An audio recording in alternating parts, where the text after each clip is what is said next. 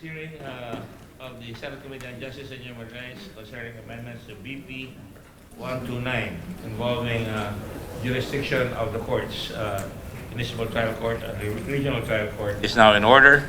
Thank you all for coming. Thank you, Senator Subiri. I know you're very busy with the CA. Although you've finished it, I know you're tired, and I'm glad that you could come here to fulfill the requirements of the quorum, among other things. To support you. To support me. Thank you. Thank you. I don't want to say that because they might talk about us behind our back. Anyway, we welcome all of you here. Judge Alagar, this is the job of my ComSec, but he's nowhere to be found. Are you going to introduce? I'm just being sarcastic. Go ahead. Good afternoon, Mr. Chairman. Our resource persons for this afternoon, we have Justice Jose Maidas Marquez, the Court Administrator of the Supreme Court of the Philippines, with Attorney Camille Ting from the DOJ, sir. It is represented by Attorney Jenny Rose Arellano Catalo, the State Counsel. Yeah. We have the President of the Philippine Judges Association, Honorable Judge Felix Reyes. From the... Felix, suki ka na rito, no? Si Judge Ace, are you with the judges also? Associate? Yes, Your Honor. I'm representing the Metropolitan and City Judges Association of the Very important Philippines. here. So go ahead. Go ahead. Thank you. Sir, speaking, sir, Honorable Judge Ace Alagar, the NCR Vice President of the Metropolitan and City Judges Association of the Philippines, with Judge Remy. Judge Remy Mondia should be coming over Judge later. Rebecca, President of the... Good afternoon, Senator. Good afternoon. I am the Treasurer of the Philippine Trial Judges League Incorporated. Great, ma'am. Thank you. Where are you stationed? Manila? In Zambales po. Oh, my province. Yes po. Where, in Iba? Masinloc po. Asinlo? Yes po. Ay, di ka ba ko? Mamatuan daw talaga ka. Ilocano po ako. Sa Bali ba? Ilocano po. Ilocano? Opo. Dinaimbaga malim. Dinaimbaga malim yun, Sige, Senator. go ahead. Sige, go. And we have Honorable Judge Rochelle Manuel, the Secretary General of Philippine Trial Judges League Incorporated. Good afternoon, Your How come Honor. the judges look prettier now? During my time, they were all... Go ahead. From the National Prosecution Service, we have Prosecutor Joselita Mendoza. Yes. You're not... No, never mind. And from the Academe, sir, we have Dean Ferdinand Tan, the former Dean of San Sebastian College, Recoletos. Good afternoon, Your Honor. Yeah. Good afternoon. Makakapaglaro na raw si Abueva. Wala pa ako suspended. And we have, sir, Attorney Eugenio Villarreal, Professor of Remedial Law Department of Ateneo Law School. At the Law School? Yes, good afternoon, Your Honors. Go ahead. Sir, that's all, sir. Midas, isn't it? Yes, sir. I mentioned. Justice Midas of the Court of Appeals.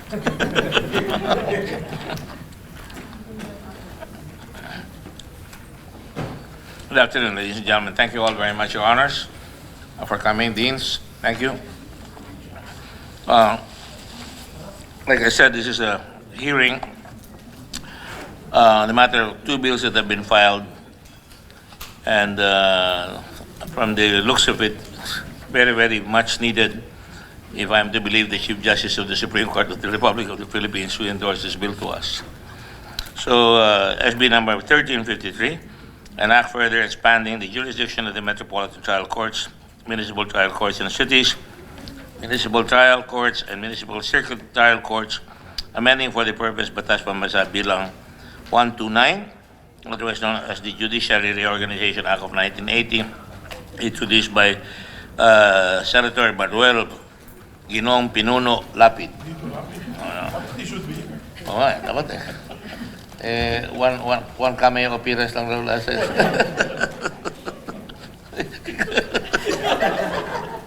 Kaibigan ko yun, gumugulo. Lulukoy ko nga siya mamaya. SB number 1359, an act further expanding jurisdiction of the Metropolitan Trial Courts. I'm only trying to laugh because I had a hard hearing earlier. Municipal trial courts and cities, municipal trial courts and municipal circuit trial courts, amending for the purpose Batas Pambansa bilang 129, otherwise known as the Judiciary Reorganization Act of 1980 as amended and introduced by Senator yours truly, Richard Gordon. I have to read this, my staff's report so that they can do justice to their salaries. Justice delayed is justice denied. Article 3, Section 16 of the 1987 Constitution provides that Section 16, all persons shall have the right to a speedy, and I emphasize speedy disposition of their cases. Everybody knows that we have to have speedy justice, but apparently it's always delayed, and therefore justice delayed. We often practice justice denial. The Court Management Office of the Court Administrator reported that in December 2017, the number of civil cases pending with the first level courts, meaning the municipal trial courts, because Senator Subiri is not yet a lawyer, is 19. I just pretend to be a lawyer, so You're doing well.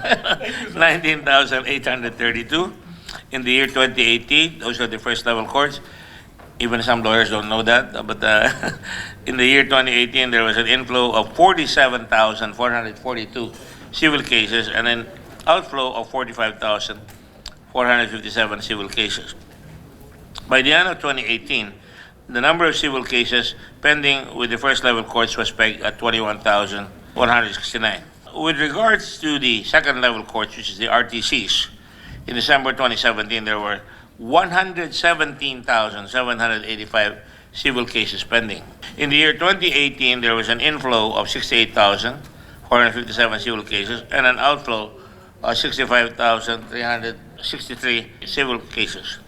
By the end of 2018, the number of civil cases pending with the second level courts was 108,484. Based on this data, this shows that our first level courts have a lower number of pending cases at the end of the year compared to that of our second level courts.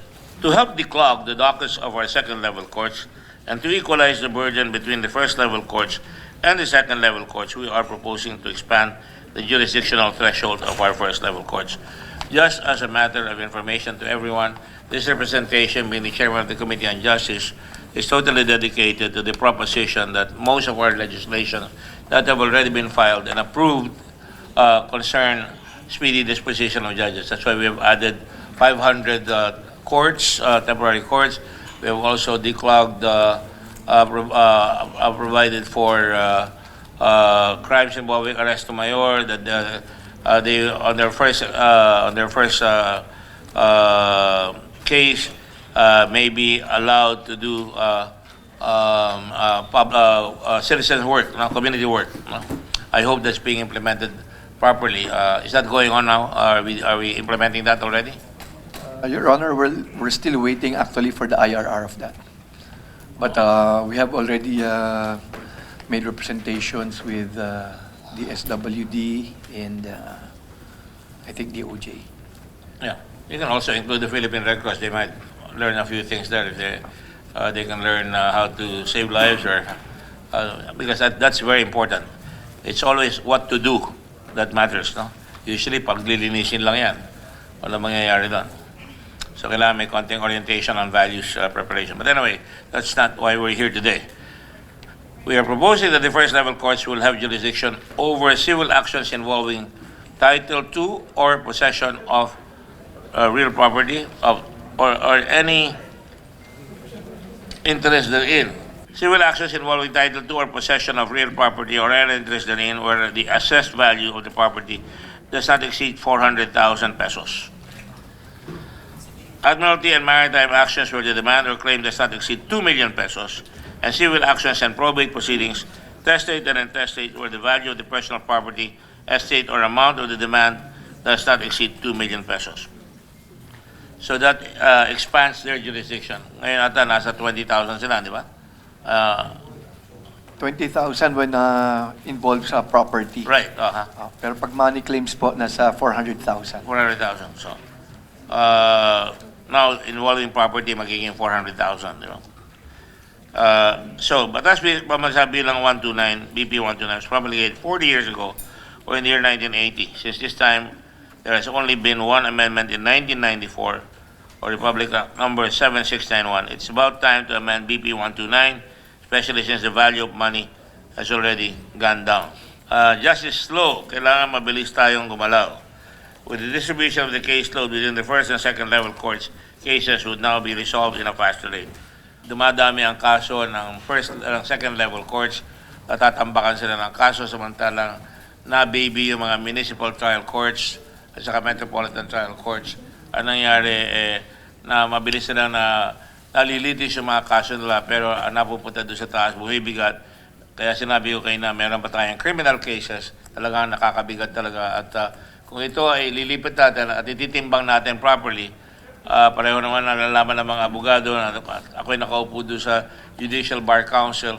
We try as much as possible to get the best. And precisely, ang rules namin doon ay kailangan may ladderize ang akyat nila, mag-aral sila sa lower court, then they go to the first level court, then to the second level courts, which is the RTC, so that they can be promoted and so forth and so on to justices of the Court of Appeals. So they pile up the experience ako'y naniniwala na hindi naman nakukuha sa amount yan, pero nakukuha sa galing at attitude ng West.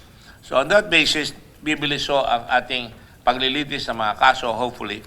At bahala ngayon ang monitoring system ng the Honorable Justice Jose Maidas Marquez, Court Administrator, to find out whether people are moving or not. On that note, we will now hear from our resource persons. Thank you all very much. Who would like to take a crack at it? First one. Do you think that this is a step in the right direction? We're now going to even practically level the caseload ng ating mga husgado at para sa ganun mas bubilis. Bibilis ba ito pagka ginawa natin yan? Is it gonna go faster? Justice Marquez? Maraming salamat po. Kami po ay naniniwala na mas mapapabilis ang takbo ng ating mga kaso kung babawasan natin ang caseload ng mga regional trial courts at ibibigay ito sa mga first level courts. No? Katulad po ng nabanggit nyo, ang huling expansion, ang ating Judiciary Reorganization Act was done way back in 1980. No? Tapos nagkaroon ng huling expansion to 1994 pa. No? So napakatagal na po at ang mga value ng mga properties ay sobrang tumaas na. Kaya karamihan po ng mga properties ngayon talagang sa regional trial court na napupunta. Kakaunti na lang po ang napunta sa first level court. No? At nakita naman po natin sa data, by the end of 2018, ang mga first level courts, 21,000 lang ang kaso, samantalang sa RTCs, more than 100,000. So, maganda pong panukala to, no? Na ibaba natin ang mga ibang kaso sa first level courts po. So on that basis, given the fact that property values will always go up, maybe we should put a little line here that says every 5 years or every 10 years we will review and if necessary make the adjustment. Would that be a step in the right direction, sir? It's already actually in the bill section. Okay. Every 5 years. Maybe that's where I'm getting it. I'm just tired, siguro. So it's there, 5 years, every 5 years. Good. I have one question which I'd like to have everybody. This is first when I studied this bill, I asked right away. Pag napasa itong bill na ito, what will happen with the current pending cases of the RTC? Bababa niyo yan sa baba? O yun lang hindi pa nila nalilitis, ibababa doon sa first level courts, or will they continue with those cases? Based on the existing proposal, the provisions of this bill, no, will apply to all civil cases that have not yet reached pre-trial stage. So pag wala pa pong pre-trial at pasok na po sa expanded jurisdiction ng first level, ibababa po yun sa first level.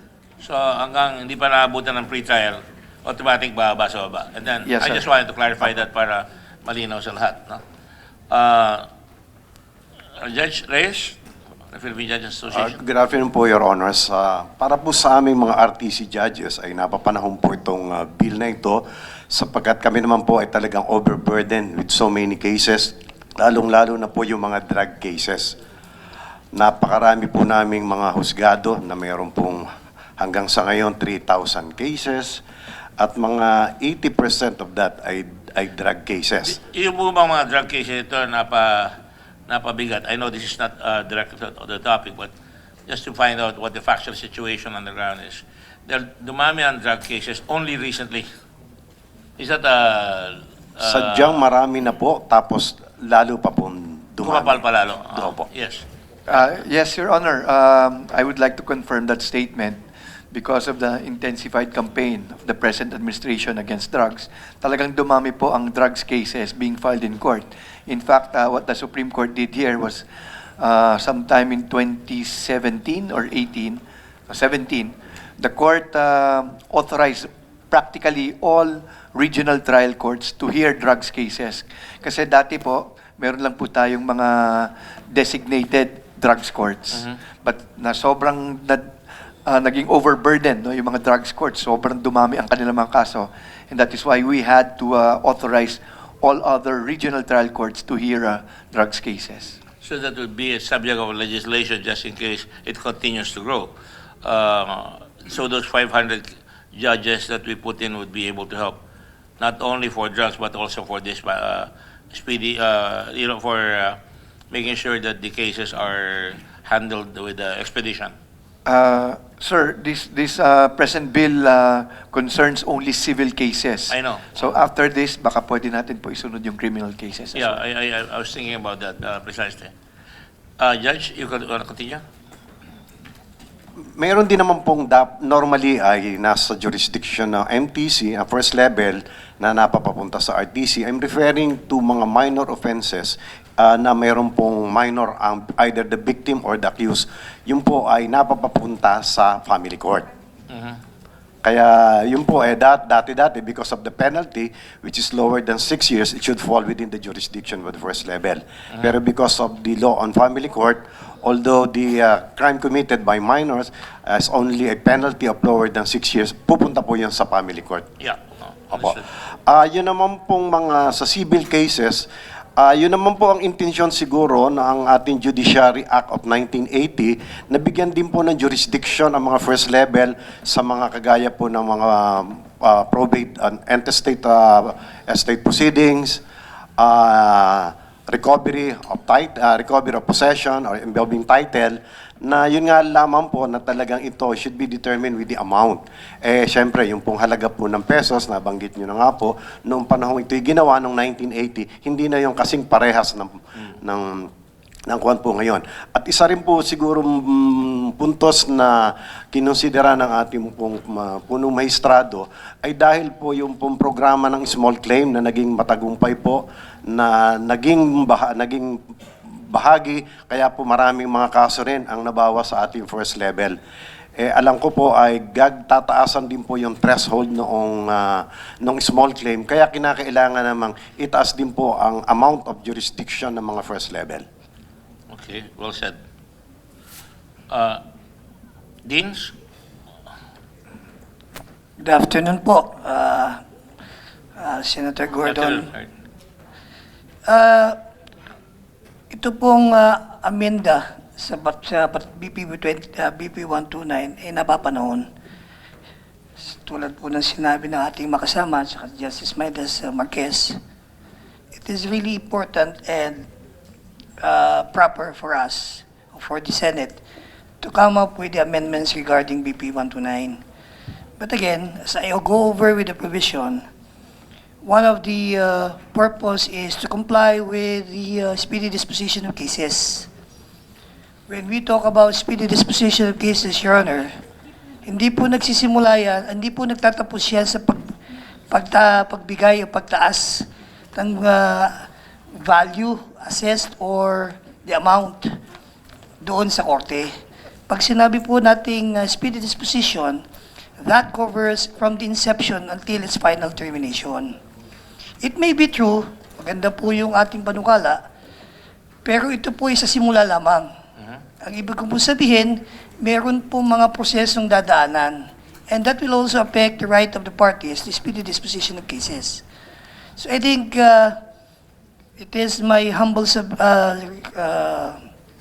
opinion that this provision should also be correlated with the jurisdiction of the Court of Appeals regarding the appeals under BP 129.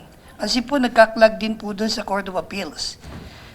Katutulad po ng sinabi ni Justice Maidas, madali pong mag-dispose ang MTC. Ang problema po, madali ring umakyat sa RTC. Tulad po ng sa regional trial court, meron pong mga drug cases, napakarami po niyan. Pero umaangal din po yung mga justice magistrado natin sa Court of Appeals na dumadami rin yung kanilang nire-review. So, apektado po lahat yung proseso. Ito po maganda, pero this is only one part of the whole problem.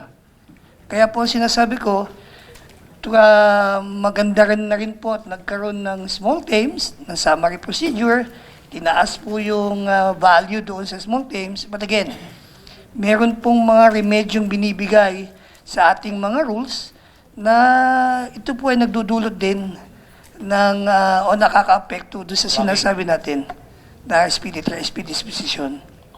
Thank you, Dean Ferdinand. What is your comment that, I guess you're suggesting that we go all the way to the Court of Appeals to make the adjustment? Your Honor, tama naman po yun, na we have to start with a jurisdiction of the first level. But I think a big remedy, on how we can speed up the resolution of cases is already actually being acted upon by the court. Because under our Constitution, Article 8, Section 5, Paragraph 5, the rules of procedure is given to the Supreme Court. Correct. And in fact, that is what the court did in increasing the small claims procedure for small claims cases. Nagsimula po tayo ang Supreme Court sa 100,000, inangat ng 200,000, tapos hanggang 400,000. Kaya lang hindi na pwedeng umangat ng more than 400,000 ang Supreme Court because under the law, the first level courts only have up to 400,000. And that is why we are increasing or proposing the increase to 2 million. Para yung small claims procedure po natin, pwede namang iangat ng Supreme Court. That's only for the small claims cases. In the other aspects of civil procedure, actually, the court will be coming out with a new rules on civil procedure, and this is to take effect this May 1. Also, new rules on evidence will also be taking effect on May 1, and all these are designed to really speed up the resolution of cases. So kung papabilisin lang po ang takbo ng mga kaso, palagay ko masasagot po ng ating rules of court to. Itong hinihingi natin dito, yung talagang jurisdiction, so that our courts will be authorized to hear those cases. Okay. Thank you, Senator Zubiri. Thank you. Just for those of you who are uninitiated here, we had a quorum to begin with already. And nobody will question the quorum anymore, so we're in business. Dean, do you have an answer to that? Obviously, it says the rules of court will take care and make the adjustment. Is that good enough for you? Okay naman po sa akin. Good Senator. Kaya lang nga, yun nga po, pag pinag-usapan natin yung speedy disposition, malawak po yung coverage nun. It's not only the rules, but also the law that provides for jurisdiction and other remedies or other avenues for purposes of complying with the constitutional provision. So, medyo po malawak yun. Yes. Tama po si Dean. Talagang marami pong pwedeng gawin para po pabilisin ang takbo ng mga kaso. At kabilang na nga po dyan yung the continued amendments in our rules of procedure. Kasama rin po dyan yung... That will be covered. That will cover the situation that Dean Ferdinand Tan is suggesting. Yes. Is that what you're saying? Well, one of those that the Dean is suggesting can be covered by the Supreme Court on its own. The question is, will it be covered? Because obviously, this action will create another reaction up there. Diba? So far po, covered po. Yung concern po ni Dean.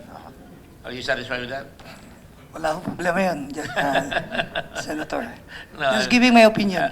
Yeah, Really naman that's yun. why you're here. I mean, I need your 200,000 pesos worth of opinion.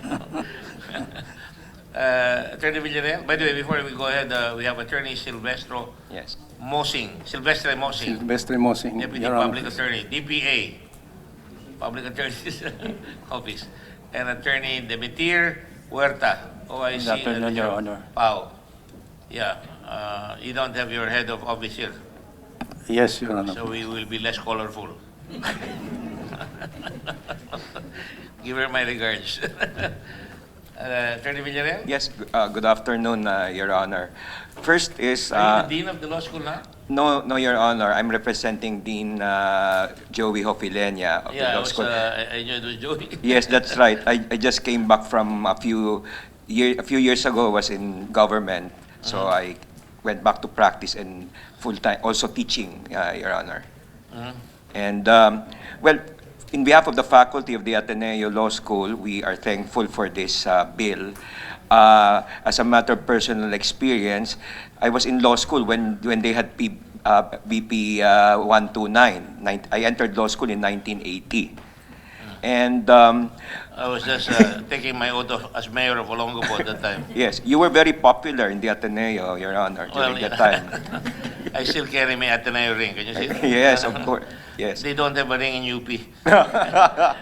By the way, this was my graft and corruption at Ateneo. They gave me a ring because I was the president of the class. Oh, that's great. I also know the one who took the sword of Saint Ignatius, but Yes, you know. Oh. That's the one. Yeah. So, Your Honor, first is that we are thankful for this development, and it's timely. First is that the thresholds are very significant. Significant or insignificant? Significant. Insignificant. The thresholds at 2 million At the present pesos. time. At the present time. Present time. Your Honor, Yeah, they're impractical. Outmoded and impractical. That's right. And if I were to venture an opinion, even with respect to the proposed threshold for civil cases, where the assessed value exceeds 400,000, you may want even to consider increasing it higher. I was going to Yes. ask a question. So I was thinking of 500 to 1 million, Your Honor. Since I went back to practice, I can only commiserate, Your Honor, with the judges, Your Honor, most especially of the RTC. To be, kung ano po, no, yung practical experience, kapag meron po kami magre-reset na kami to the next hearing, kahit pag gusto po na ng parties na mapabilis, sasabihin, yung calendar filled up na, and sometimes, kung meron pang resetting, I notice, and I give kudos to the RTC judges most especially. Of course, MTC rin, pero yung RTC judges, I noticed that through this, nagiging court managers sila. They become more effective court managers. Because yung pagtansya lang, yung oras, reset tayo, pero bawat kaso, more or less 30 minutes lang, ganyan, 1 hour. You have to, and the introduction of judicial affidavits, may pros and cons, they help a lot. So first, you may want to consider adding to the threshold, the proposed threshold of 400,000. Second, Your Honors, I notice also that there is an automatic increase in both bills, every 5 years increase to 100,000. The committee may want to consider to add yes, there is an automatic 100,000 every 5 years, but you may want to consider that except if otherwise provided for by law, so that the legislature can come in at any time. If, let's say, before the 5-year period, you may want to make certain changes. If not, then you stay the automatic So of increase course, there. it goes without saying that we can come in right away. No? Yes, In the first place, the oversight function of the that's right. Senate can take That's a look right. at the Congress. No? But in my experience, I'm glad that you were thinking of the speedy way upon which we can. yes, Your Honor, humility aside, I was general counsel of this Senate committee before. And to help the legislature, our norm usually is to have triggers in the law. So that right away, if Your Honor would say, kailangan ng mag-oversight tayo, ayan no, ayan na agad, pak. So it's easy for you, then you can call a public hearing right away and then go to a TWG. Yes. So, I think that point is well taken, and that was the point I made. I read this last week. I forgot about the 5 years. No? yes. But that was my point, that we should be able to trigger the adjustment that has to be made should we continue to be swamped. Yes, that's right. And I think that's a point well taken. Also, Your Honors, without prejudice to perhaps our idol, Justice Midas Marquez, yeah. Yes, because he got me as his resource person for the Supreme Court. I'll have to question I'll have to question not only your judgment but your good taste. Yes. So I did a workshop for them for media, how the court would deal with media last year, Your Honor, in Baguio. Anyway, the thing there is that I noticed that the transfers, the new thresholds will have to apply to those cases that have not yet reached the pre-trial stage. And maybe we can ask from the experience of the RTC judges, the judges present, because I'm concerned about the transfers themselves, the physical and administrative load that may arise. Without prejudice, I like the provision on without prejudice to the parties agreeing, but you may want also to consider that why not upon a certain date or at the effectivity of the act, all those that are filed on that particular day, you already apply the new jurisdictional amounts, Your Honor. Also, I would like to add, because Dean Tan also mentioned about the whole picture. This is very timely because in May, as mentioned by Court Administrator Marquez, we will have the new rules. Now, the new rules in May 1, 2020, they're very much like, sa practitioner's point of view po, parang siyak yung construction industry. Lahat nakalatag na doon. So, the initiatory pleading will already have the judicial affidavits and then the list of witnesses and then yung limited na yung motion to dismiss and all of these reforms, no? Pati notice of hearing, wala na, no? Without prejudice to the courts wanting to hear about the matter. And what struck us when we were given a briefing by retired Justice Magdagal de Leon, Justice Dangal, was that, yes, he has a good voice. And, This is what he's more famous for. yeah. He's good at choirs. Just kidding. Yes. Your Honors, the target really is to finish right once we are right after pre-trial. We set from start of trial 180 days. But then again, the observation also with respect to the burden of the courts with respect to criminal cases is something we cannot joke about, because on the side also of, let's say, looking out for the accused, the judges are expressed to handle these cases with much care because personal liberty is at stake, most especially with drug cases. And with family courts, I echo what Dean Tan and Court Administrator Marquez said, and what the judges mentioned about the jurisdiction of the RTC. In fact, in the reviewer right now for the bar, the family courts is sui generis dun sa RTC po. Ang dami. baka nga kailangan maghati yung sa delinquency, maghati na sila with the MTCs on the ground. So, yun lang po, Your Honor. And then pushing the envelope on this one. Would you care to submit your proposals in writing para we can speed this up? Yes, Your Honor. And then we can consider whether, also upon comments by everybody, if we agree, you can already put in the amendments that we need to do para we can push this to the floor right away. Yes, Your Honor. And then we can. What are your comments on that, Justice? Justice Marquez? Obviously, you have a fan in here. Well, I agree with Just because he's your fan, you the agree? views, no? Yeah. So, gano'n na gawin natin. Pagawa na natin amendment kagad para mabilis tayo. Alright, but I also have another comment. And I'm going to go to the judges later. I just want to know, parang we're tiptoeing eh. I would like to have the court and the court administrator give us a signal with all the amendments on the rules of court, the procedural matters, with all the cases of the criminal cases. We should be able to come up and see the whole 9 yards, all the way to the end. Because kung step-step tayo, parang hindi natin nakikita yung end ito. Baka pag may ginawa tayo mamaya, babalik na naman tayo dito. That's the problem. So, is there any daylight on that? You think that the court administrator's office can make representations to make sure that we can see eventually, like, we're talking about, we've already been talking about continuous hearing for a long time. But the courts are so clogged, it's almost impossible to do continuous hearing. Will I be talking to my hat about that? Di ba? Ang hirap eh, di ba? Your Honors, actually, the judges, they do their best. No? But the exigencies of the cases, the trial... You sound like a pleading. Oh. Because of the exigencies. Yes, that's right. I move that we postpone Yan.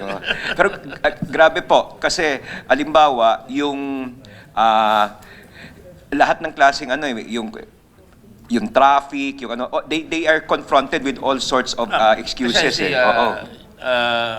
Attorney Villarreal, no? Precisely, we're doing this we scratch here, and then we should look at the whole picture. I always believe that we should see what is at the end of this exercise. I'm happy to do it step by step, but I would not want to go back later on. Katulad nga, kaya all the things that I do is, okay, may 5 years tayo, you're now saying, we don't have to wait for the 5 years. If things change, we have to do it.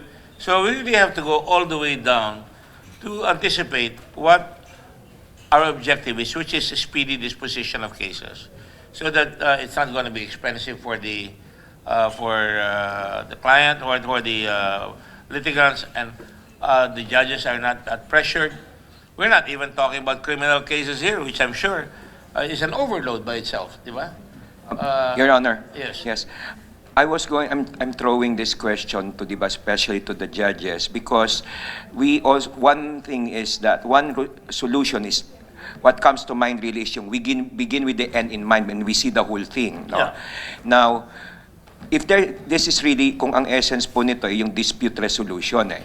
So, meron po tayo mga ADR. We had an ADR law also several years ago. And in practice, what happens is that cases are referred to mediation, and then there is also an option given to the parties right after when they go back. Meron ring yung judge po ang nagme-mediate.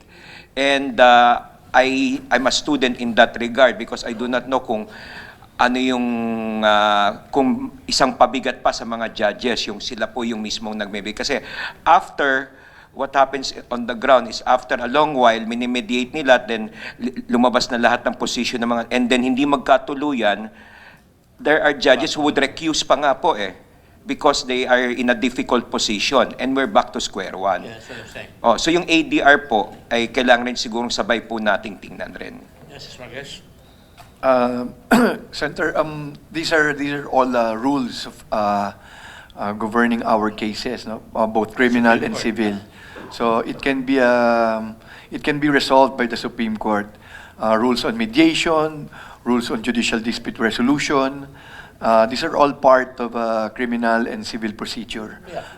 Kakatapos lang po ng revision ng civil procedure, and as mentioned earlier, it will take effect on May 1.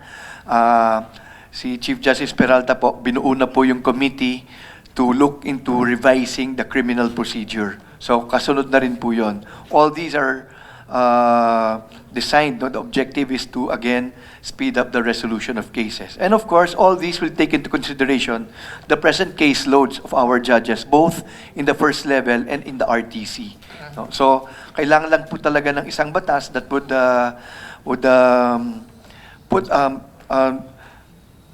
put in place the respective jurisdictions of our first and second level courts.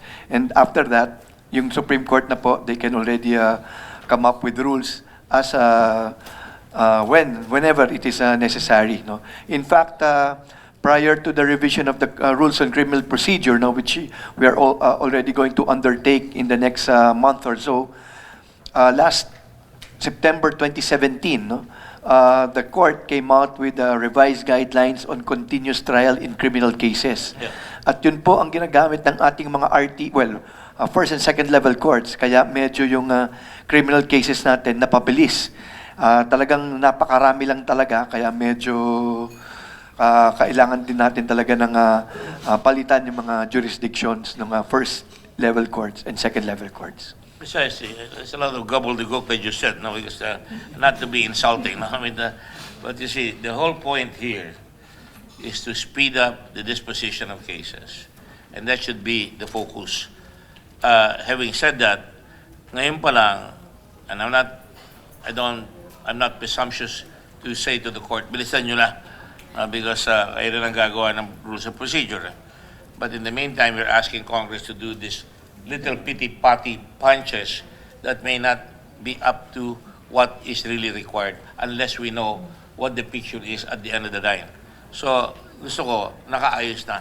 You know, unbeknownst to you when I was mayor, that's why I said, when I was mayor, the Chief Justice, my good friend, Iging Fernando, who I thought I was his favorite, he wrote me a letter, why are you interfering with the judiciary? You know better than that.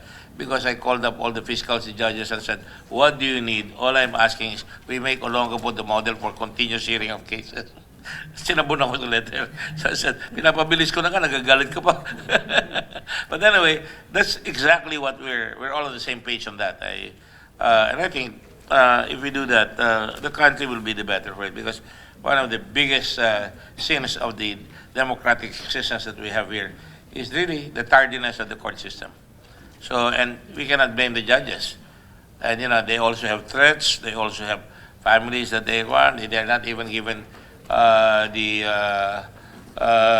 commensurate, I think the salaries are high now, no? Pero sometimes there are still judges living in the courtroom with their wives. Meron pa sampayan doon sa loob ng court eh. I hear that, you know. So, yun lang. I mean, I hope that you can see very clear, and maybe when we meet at the court some future time, we should be able to see what is the pathway, where are we going, you know, and I think when we do that, I think everything will be understood faster. Ladies, so we will get your amendments, and kay Justice Batas.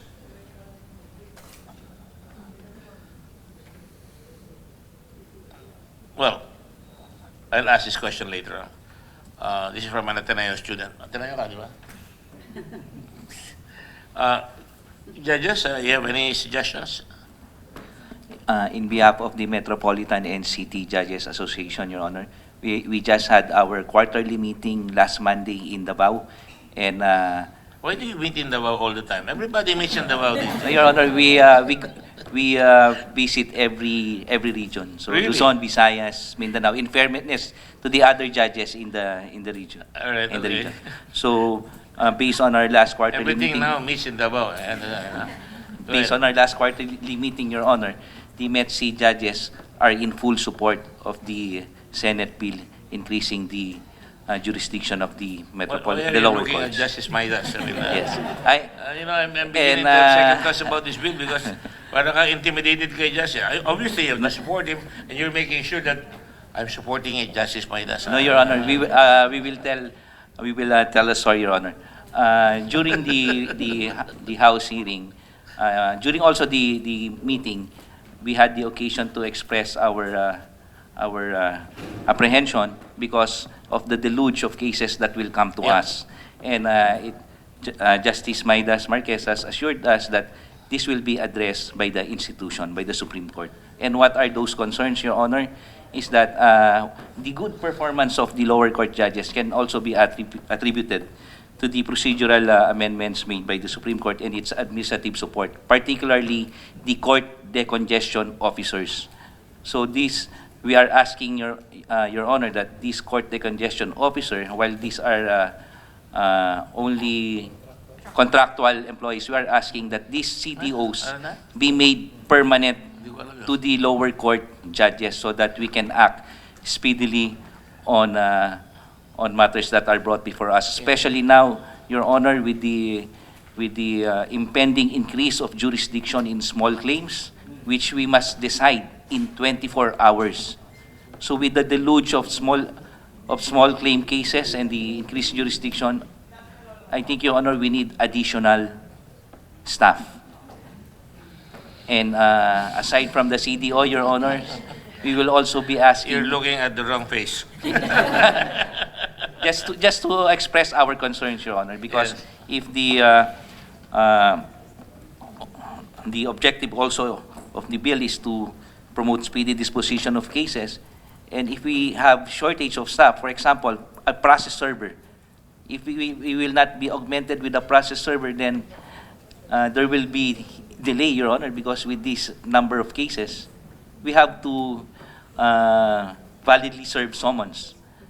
So we are we are ready, Your Honor, to fulfill our mandate to dispense justice, but we are assured, with the assurance of the support of Court Administrator Maidas Marquez, that we He's can... already preparing for that when he becomes justice. Yes, So sir. don't bother him about it. He's going to be there. All right? Diba, Justice? And Your Honor, with respect to the provisions, with the application, Before you go on, Judge, with all due respect, you're asking for more process servers.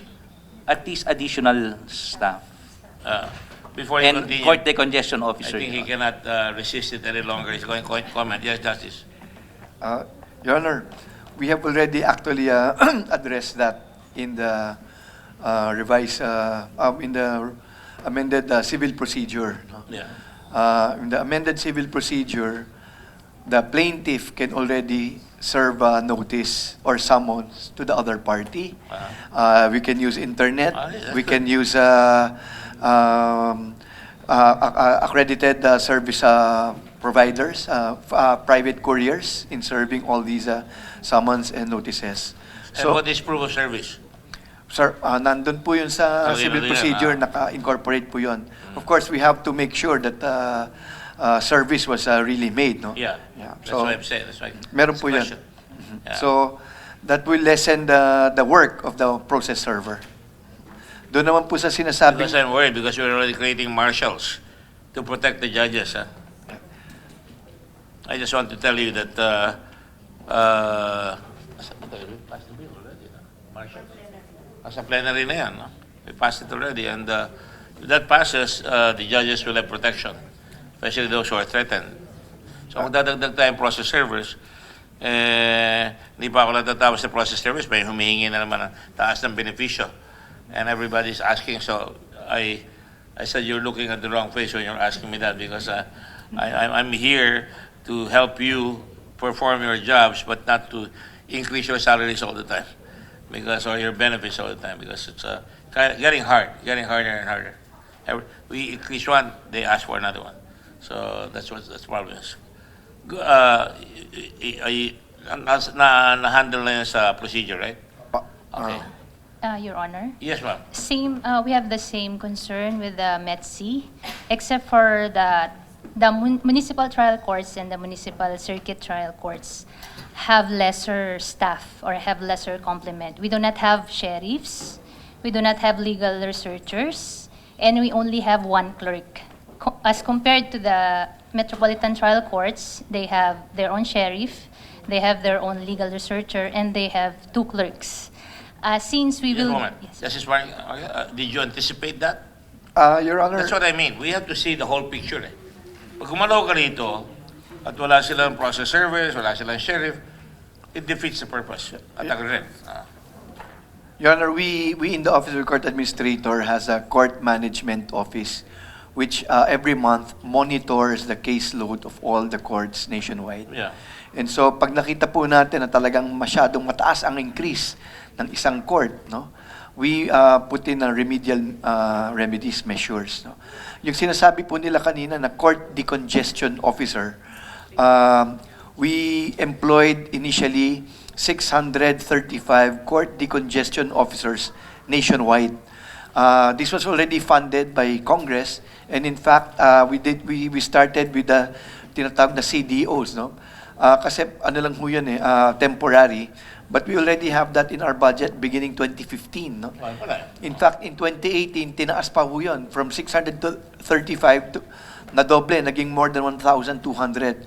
So these are the CDOs na nilalagay-lagay namin kung saan maraming kaso. When a court is overburdened, Plus the judges at large.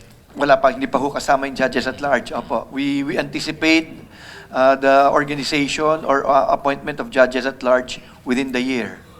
And judges at large are both RTC and first level. RTC, that's right. Does it satisfy you, ma'am? Women are never satisfied anyway, but anyway, I'm asking that question. So that is going to be addressed by the justice, by the court administrator of the Supreme Court, right? Yes, Judge Felix. Your Honor, so sa first level po, we have the Metropolitan Trial Court judges, we have the Municipal Trial Court judges, we have the Municipal Circuit Trial Court judges. Last 2 years ago, actually, nung una po hindi po pare-pareho ang kanilang salary. Pero last 2 years ago, yung salary grade ng MTC ata, 26 to 27, ginawa na lahat 28. Level lang. Opo. So actually, I heard that there were MEPC judges, kasi ang mga MEPC judges, maraming kaso among the three courts. They have complaints coming from, kasi meron po talagang mga MTC station na ang kaso 5-10.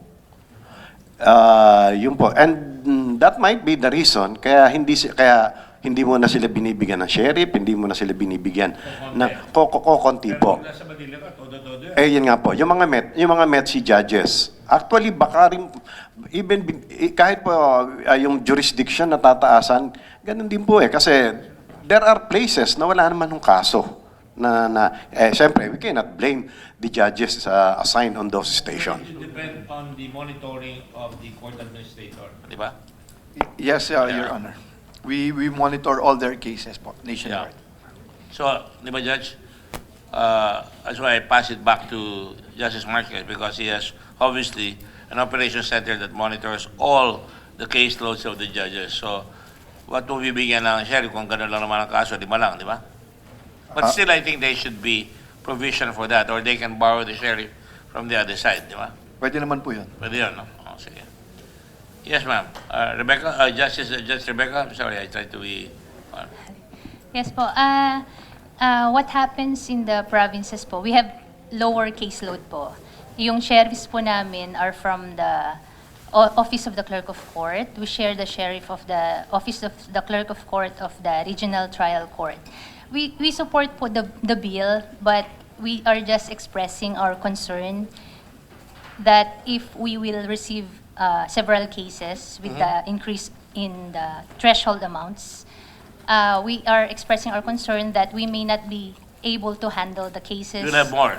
So if we will have more cases with the proposed bill, then we might not be able to perform to the best of our abilities if we have lower number of staff. We have no sheriff there's no item for sheriff po talaga and no item for legal researcher sa municipal trial courts and municipal circuit trial courts. I suppose you're prepared to make sure that the distribution of cases will be done in a way that would not defeat the purpose, because some of the self-level, imagine you have a study on or an estimate of how many cases will be transferred to the second-level courts, di ba? And yung ba distribution yan, magiging pareho? Well, we Or have depends where the court is, di ba? well, we have existing data. So meron po tayong estimate, no, kung ano yung bababang mga kaso and kung saan po 'yon. Katulad po nung nasabi, there are four kinds of This is second level, not first level. first level po, no. Hindi sila first level. Yung tanong ko para sa second level. Sa second level, walang problema yung RTC kasi sila po yung mababawasan ng mga kaso. So, bababa po yun sa first level. Yung mga presently being handled by the RTC now, some of those cases will now be handled by the first level. This is what I meant. I'm sorry. Yeah. So, yung problema nyo, ang tinatanong natin ngayon, no? Will you be assuring us that it will be equitably distributed? Yes, Your Honor, because Your operation center is sufficient to make sure that you can count the number of cases that you're going to pass on? well, we have an estimate on that based on existing data. Kasi halimbawa po, RTC, let's say, ng Tacloban, Wow. bababa lang po yun sa MTCC ng Tacloban. So, a certain percentage of the cases in RTC Tacloban will go down to the first level courts in Tacloban. No? For the same reason that in the provinces there will be less pressure on some courts because the province is not that big in terms of population. But in terms of provinces with a large population, well, that will be a problem when you start passing on to the first level courts yung ibang kaso. And again, doon sa second level, doon sa mga fringes or the provinces with less population, mukhang may dispalanghado yan.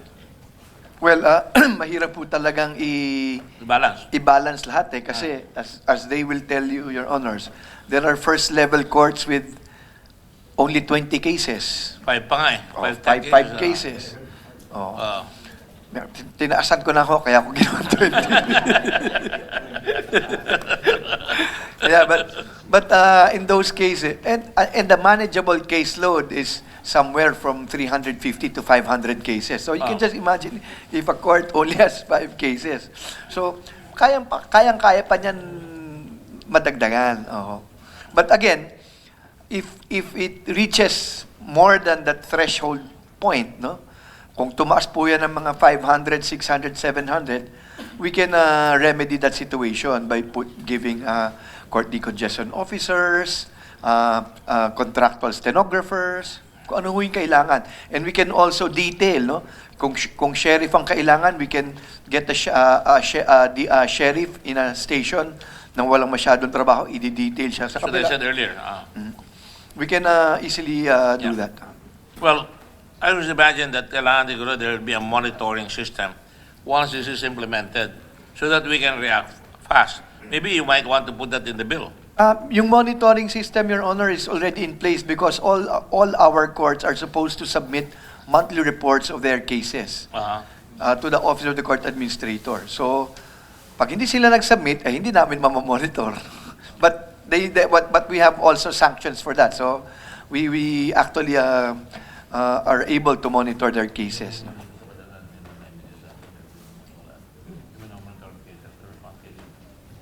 I asked some cases from you, and you were not able to give us all the cases because you were not able to get it from the judges. Hindi, Ano ba yan? Last time. mga kinds of cases lang ho yun. That's a perjury. When I say we monitor, only the number of cases, meron kami nun, but not all the kinds of cases. So yung sinabi, yung But nonetheless, only the number of cases for this particular case, but they will still be overloaded if we don't see the rest of the other cases that are going to them. Your Honor, in that respect, actually, we are in the process of court automation. So, pag na-kompleto po namin ang court automation, makikita na po natin lahat. Kala ko the reason why you're able to do that is you're already automated. Hindi pa ho. We're still maybe only 20 to 30% automated. And when do you expect full automation? In the next few years, Your Honor. Naman, pag lumipat pa kayo, panabago problema na naman yan. Pag lumipat kayo ng court, ng Supreme Court, panibago yan. Hindi naman po dapat kasi nasa mga servers naman po yun. And so, naka-iCloud na rin po yun. So, the data should not be... And I hope so. There are other things that will come out of the woodwork. Believe you me, when we move our headquarters in Kwan and we're having the option, ang dami namin hinahanap ng mga data na nawawala. Okay, ma'am. Judge Rochelle, R2R. Good afternoon again, Your Honor. Just to add up to the comments already and points already raised by Judge Obanya, we're of the same organization, Philippine Trial Judges League Incorporated, comprised of municipal trial courts and municipal circuit trial courts, although we have some municipal trial court in cities members. So we solicited comments from our members regarding these proposed bills. And of course, as already mentioned, to treat all first-level courts similarly in terms of staffing pattern, the number of staff and complement. And then another is... Just a moment. Yes, Your Honor. I will wait until you're finished with your meeting. You'll not do that, huh? Let me ask you a question. When you say you want it level, have you conducted an estimate of how much budget we're going to have to provide to be able to do that? Because right now, from what he's saying, Justice Marcos is saying, he's saying, well, you know, obviously we don't have the budget, so you'll just have to borrow from this court, you just have to do this, all these things. But I need an estimate. Ideally, that's what I'm saying. I'm always going to the whole picture.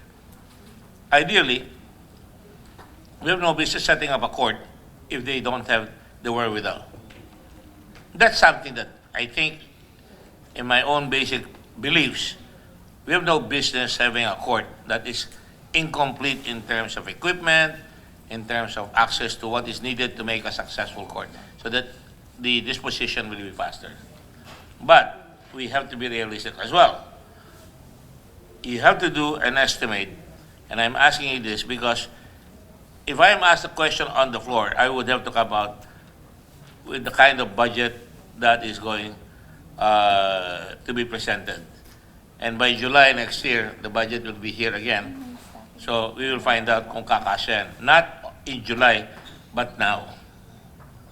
Agreed? Di ba? Because you can say, oh, we want this, but at point in time, we should be able to estimate kung may perang pagkukunan yan. And if, kung wala, bigyan ng priority yan because that is the priority of the state. Di ba? And you'll have to make bawasan or lessen the amount of the amount that to be given from others and give it to the courts. Because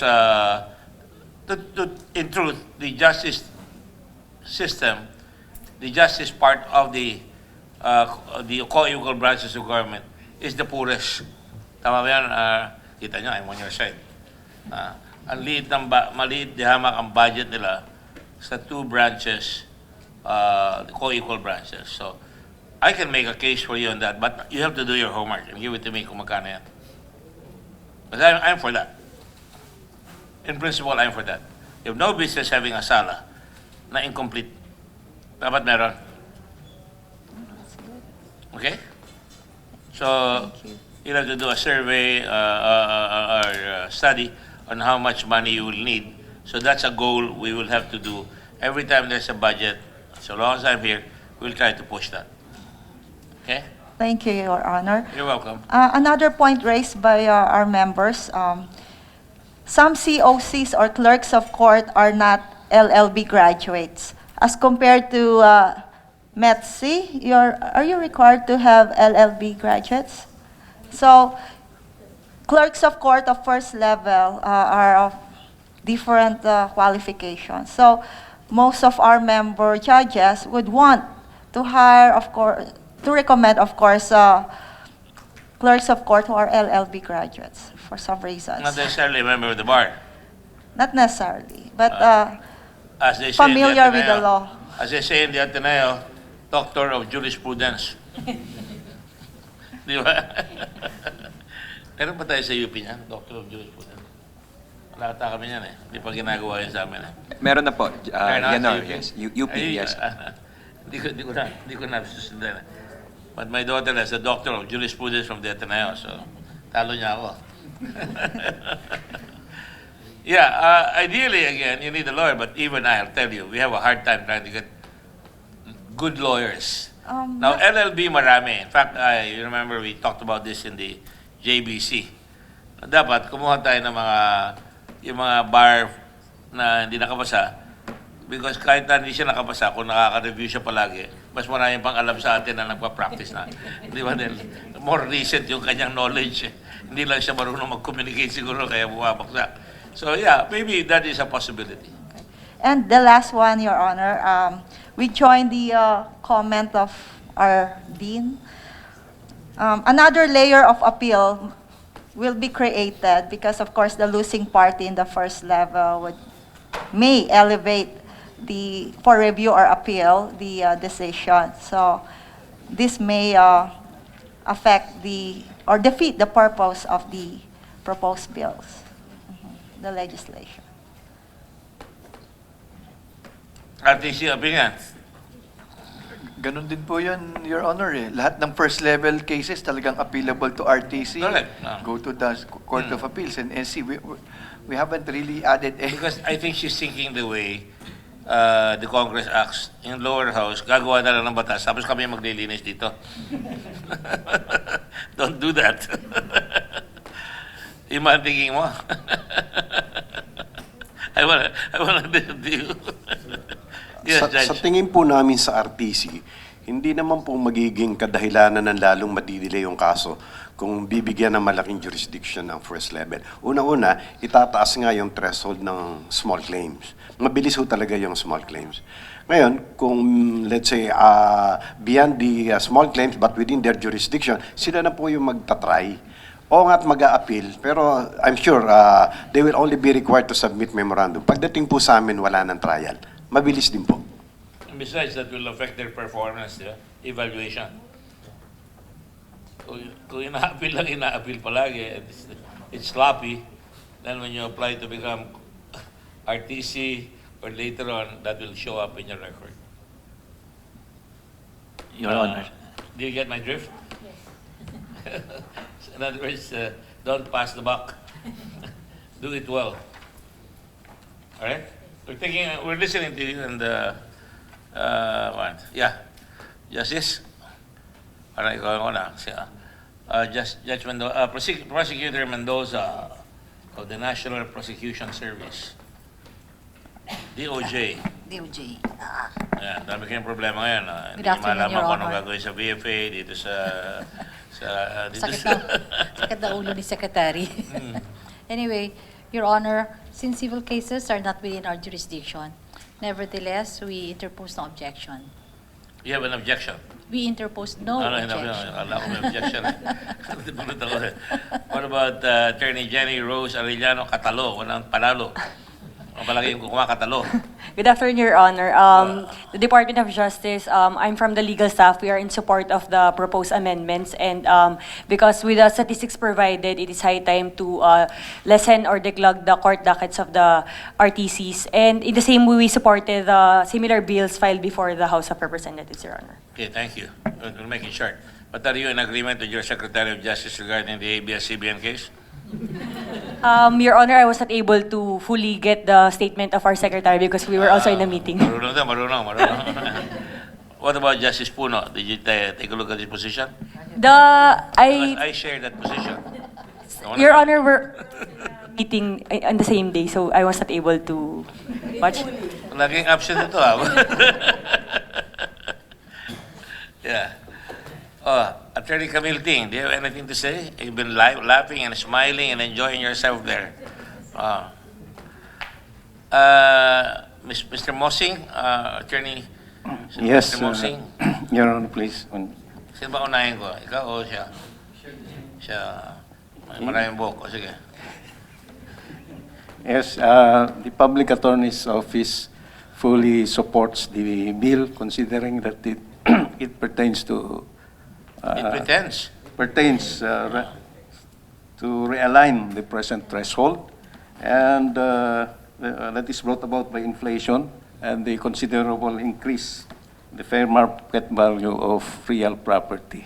We have already submitted our comment regarding this bill, but Your Honor, please may we just add that as our chief has mentioned in the committee hearing in the House regarding the creation of courts, that should there be creation of courts, there should also likewise be an automatic creation of public attorney position, so that we will have no problem with adjustment of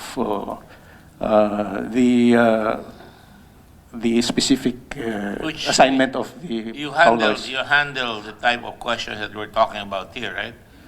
You know, yung ma-handle ng first level courts kasama Yes, na ito, yes. di ba? How many lawyers do you have in the PAO? We now have 2,457 lawyers, 27. And we are approximating under the PAO law at least one PAO lawyer for each organized sala. And we have not reached that ratio yet at present. And considering 70%, 60%, 50%, 80%, what? more or less that 80%. 80%. At Not least bad, we that's will, lower. we are still on one lawyer, two court assignment. How do you manage that? It's really difficult for the Public Attorney's Office, considering also that we have now the continuous trial, and that is why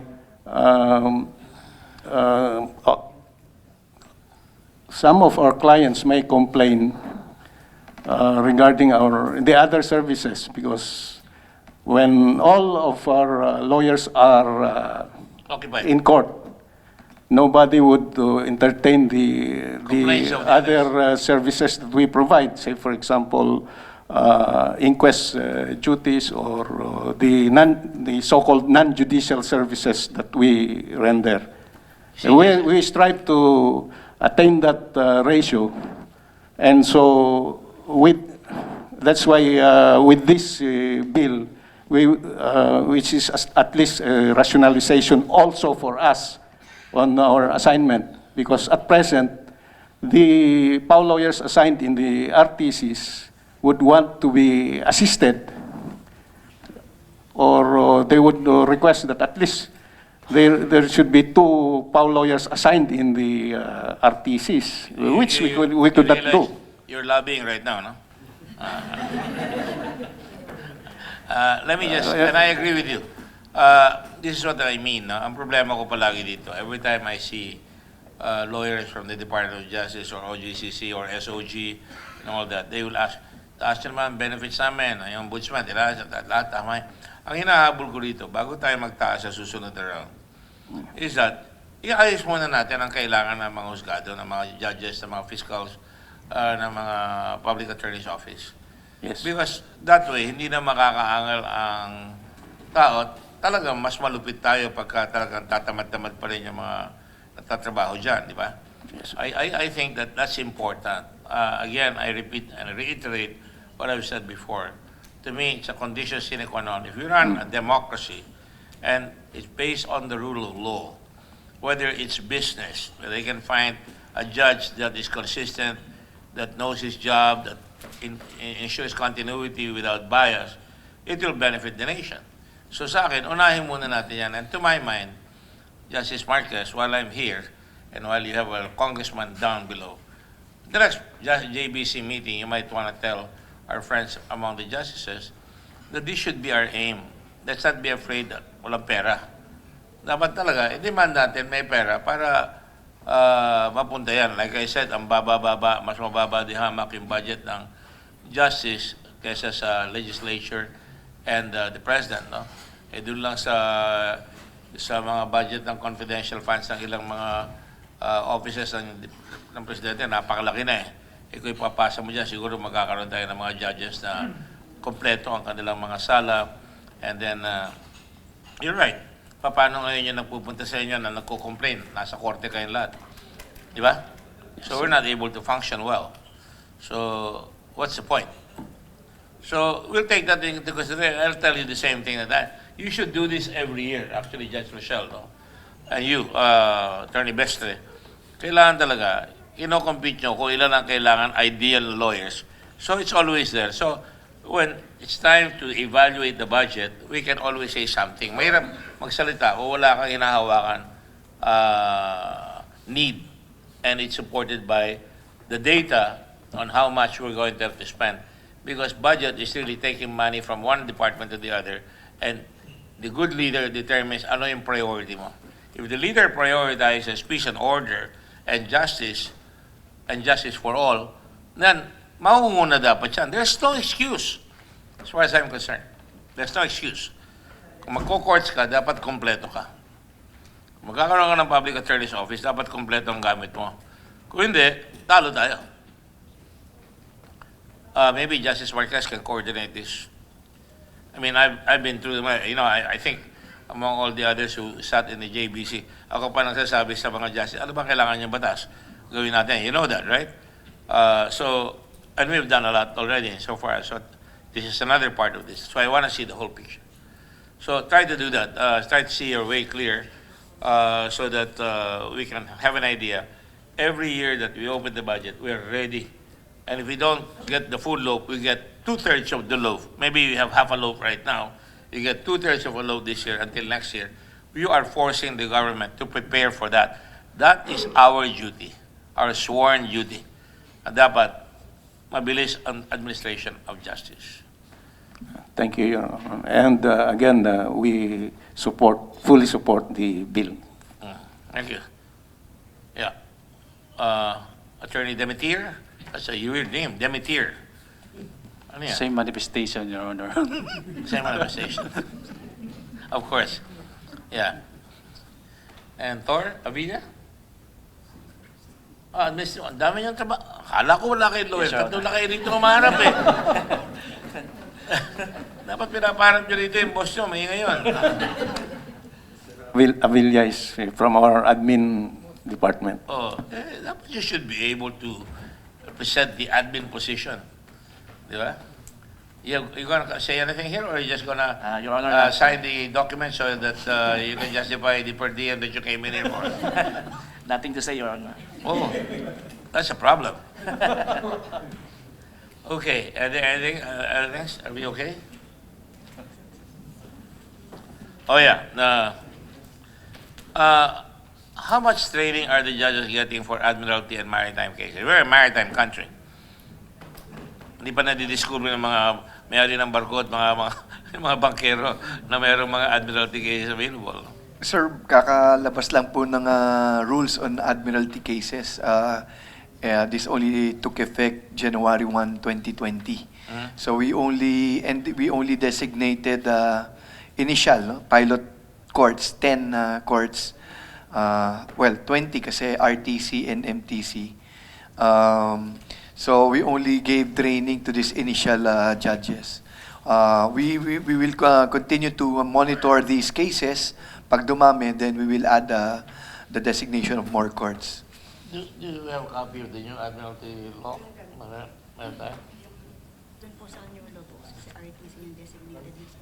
No, I'm talking about a copy. Can you give me a copy of the... Yung new rules po? Sige po. Ano, ito mga staff ko, bibigay nyo sa kanya, tatago sa akin para I'm dependent on them. Tapos kunyari, pag nandito ako, bigay ng papel. Ika Sambeda yan. Sambeda ka ba? So, we are working on judges with expertise on admiralty cases. We designated new judge, from existing judges. Tapos, we gave them initial training already. Continuous pa po yung training nila. Yeah. Pag sinagasaan tayo ng barko ng China in our waters, we should be able to make sure that we are able to effect arrest right away. Dapat. I always say that in all the fora that I attend. I don't know why we're pivoting towards them. That's why we may see you in the court one of these days.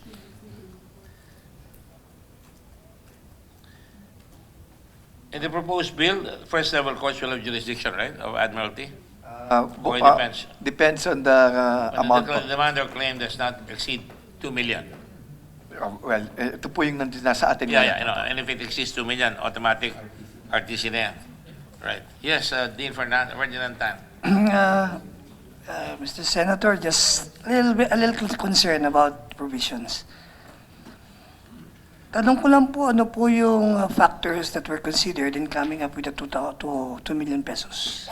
I'm sorry, can you repeat that again? What are the factors that were considered in coming up with a threshold of 2 million pesos? Justice, 2 million na. Bakit 2 million? Well, number one, we took into consideration the inflation rate. Number two, in the data that we had, After the coronavirus, 4 million na yan. That's a possibility.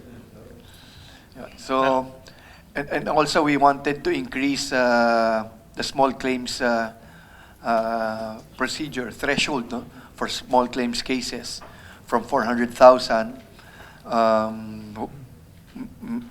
maybe up to 1 million for small claims cases. So we really need to increase the jurisdiction of the first level courts more than 1 million. My concern would be there are cities which are highly urbanized. There are cities which are minimal. Component. Yes, component. So would that make a distinction between for purposes of determining the 2 million pesos? Kasi before, under the BP 129, there is a qualification. It is outside the lower bracket and within Metro Manila, the higher bracket. Yes. So do we have to consider that also, since there are cities which are not highly urbanized? More and more, you're going to have more population even in the rural areas. So I imagine that consideration is fast, if it's there, is going to evaporate. No? There will be no more distinction eventually. That's why, Your Honor, in the proposed bill, wala na pong distinction dun sa first level courts. Yeah, that's what I gathered. Together with the assessed value dun sa real property, Your Honor. Iba po yung assessed value sa Metro Manila saka sa provinces. That is also my concern. So, regardless of whether it is outside or within Metro Manila. When we say naman po Metro Manila can be comparable with Metro Cebu, even Iloilo, Davao, Cagayan de Oro. So, Ano yan eh, apektado na lahat. Olongapo. Madami na yung highly urbanized cities. Precisely, Your Honor. Nueva Ecija, Cabanatuan, no? Baguio. So, And also, Your Honor, so I was talking to my good companion here. I asked him, ilan po yung justices natin sa Court of Appeals? ilan ho yung? Justices of the Court of Appeals. 69. 69. So if we are Is that considering... by accident or is that the... By design. Go ahead. Kasi po, kung i-increase natin yung jurisdiction, yung bulk of cases that we will filed definitely will Will be go up. elevated Yeah. to the Court of Appeals. With 69 judges, thousands of cases, magkakaroon din po ng delay yun. Yun ang I think kanina that's a ko. very valid point. Unless, you know, if they're litigious, ano dyan naman dito magpa-file sa taas yan. Is that your experience? Not exactly, Your Honor. I think this again can be cured by the rules of court. In fact, what we want to do here is we will increase the jurisdiction of the first level courts, and then pagdating po the cases can be appealed to the RTC. Pero pagdating sa CA, wala nang questions of facts. Puro questions of law na lang. So as you go up the tier, the cases that can go up, bumababa na rin. Restrict yung appellate. That's right. Apa. Yeah. Are you happy with that? Senator. Don't I be think afraid of me, there Mr. must be Justice. some measures to be adopted also, Your Honor. Just like in small claim cases, if you're going to read Section 24, the judgment is final and immediately executory. So that will, somehow lessen the cases that will be filed Saan nyo pa-final executory sa first level? sa first level po. Oh, yeah. So if you're going to file a petition for certiorari, that will be costly Ah. for those who are claiming for example, 100,000 or 200,000. Costly na So yan. ibig sabihin po, There's we no should cost come up, benefit. I think, come up with what are those cases falling under the jurisdiction of the MTC, which is specified here, in which the decision can be filed executory. And that will somehow help to resolve or to lessen the docket of cases before the court. Kaya po, bihira, based on my personal experience, bihira po ang after the judgment in small claim cases, umaakyat po doon sa RTC. Kasi po, yun, certiorari po ginagamit doon, hindi appeal. So siguro, that is one of the matters that should also be considered by the good justice. Well, sa small claims cases po kasi bawal ang appeal. Opo, kaya po certiorari. When the court decides there's no appeal, the only way you can go up is by certiorari. So, pag umakyat po yan ng certiorari sa RTC, and then hindi pa rin satisfied yung agreed party, akit siya ng CA, by the time siya umakyat ng CA and SC, yung kanyang grounds. Nahabol niya, mas malaki na yung ginagastos niya. Yeah, but the grounds nawawala na ho yun. Kasi na-resolve na dapat yan sa RTC. So parang ano ho yan, so in ordinary cases of the first level court, yung factual issues, conclusive na po yan sa CA, hindi na ho siya pwedeng mag-question on facts when they go to the CA. So yung cases that go up, kumukonti ho yun. Why don't we adopt same procedure, Your Honor, in some of the cases here so that yung mga RTC rin, medyo malilesen yung nila load cases ng load nila. That somehow will, we will be able to attain the purpose of, speedy disposition of cases, less court cases. Sa rules na po yun, sir. Kaya Sa po, rules of court po. Ang ginaano ko po kasi yung process, the whole process of the case, not only for the purposes of this jurisdiction. I admire and I adopt. I'm amenable to this. Can you give me the specific rules of court that is going to be proposed or is already proposed para these fears or these concerns can be addressed? Because I cannot just very well say, nasa rules of court. Pag nasa Florida tayo, ano yung nasa kalagay sa rules of court? And I don't have any to show. I can understand your position.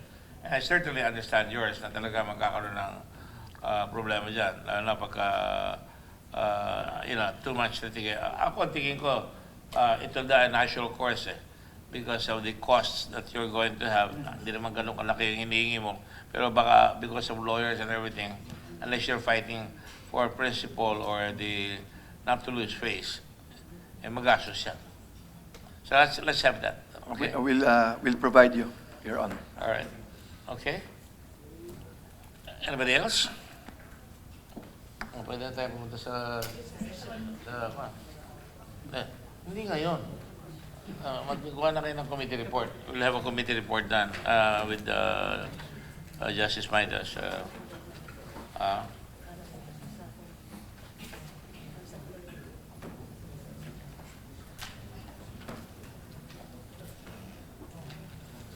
You want me to ask him?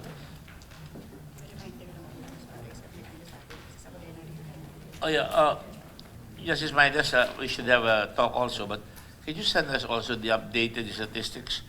This is for the battle on the floor of the number of courts, and the field and unfilled. It's a perennial question, particularly by the minority. and in detail the positions. Second, the estimated number of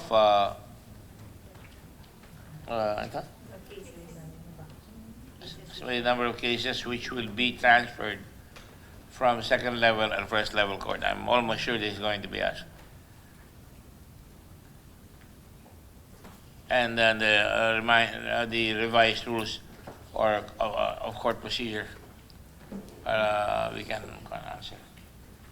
By that time, if we tackle it this month, if we're able to finish it before the recess, by that time, the rules of court will be announced already by May 4. It will take effect May 1 po, yung civil procedure and rules So on evidence. I'll have to take a look at that so that yung sinasabi mo. We can give you the salient features. Yeah. We need that. Okay, having said that, Senator Subiri has already moved for approval. No, actually, I'm moving for approval, and I'm going to say that we're going to bring this out. I thank you all for coming here, and I will still expect the amendments, which we will discuss with see whether we can incorporate it, and hopefully by next week I can sponsor this at the plenary. Thank you, Judge. Thank you all, judges. Thank you all. Justice Mondia, would you like to say something? You're like Mr. Kulot here.